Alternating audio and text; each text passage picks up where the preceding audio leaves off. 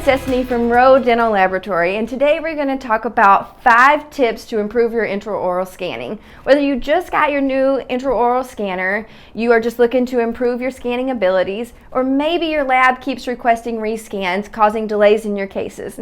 Whatever the reason, we're glad you're here. As someone who has been in your shoes before, I'm excited to share what I know so we can help you have successful scans, because we at ROE want you to be successful. So let's get started.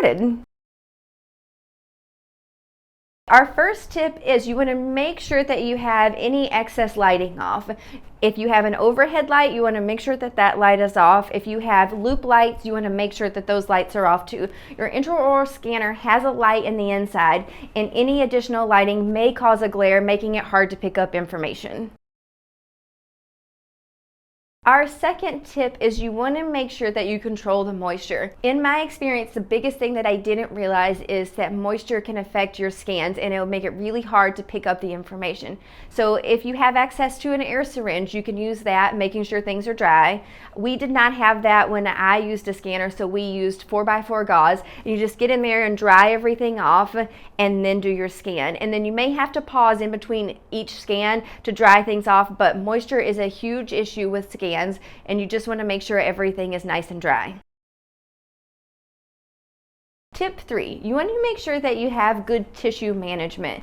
It's not necessary to use a retractor like the Optrogate or the Hoopla for scans, but it definitely helps. We're big fans of the Hoopla here at ROE Dental Lab, but if you don't have those or you don't want to use them, you can just use your finger to kind of keep the cheeks away as you're scanning. You can also use the clear retractors that kind of keep the cheeks away, or you can also use a mirror and hold the tongue back or the cheeks as you're scanning along. Either way, you just want to make sure that those landmarks are not in the way of your scan.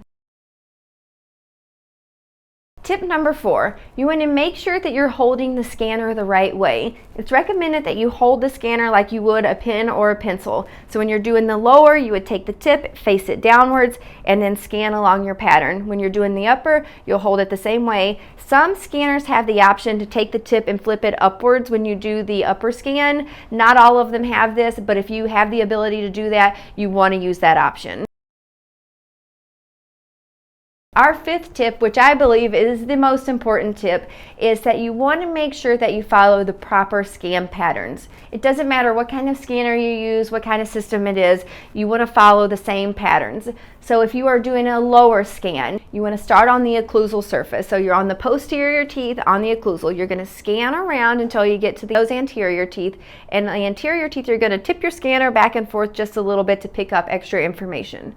You're going to keep scanning all the way through until you get to the lingual, and then you're going to go around the lingual edge and then come back around to the buccal side for the lower.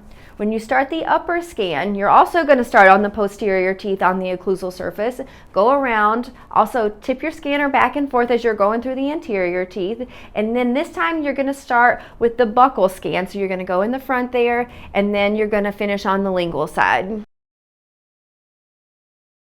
It's important to make sure that you follow the proper scan pattern all the time. If I'm doing a scan or my coworker is doing a scan, we all have to do the same pattern because it's still a computer system.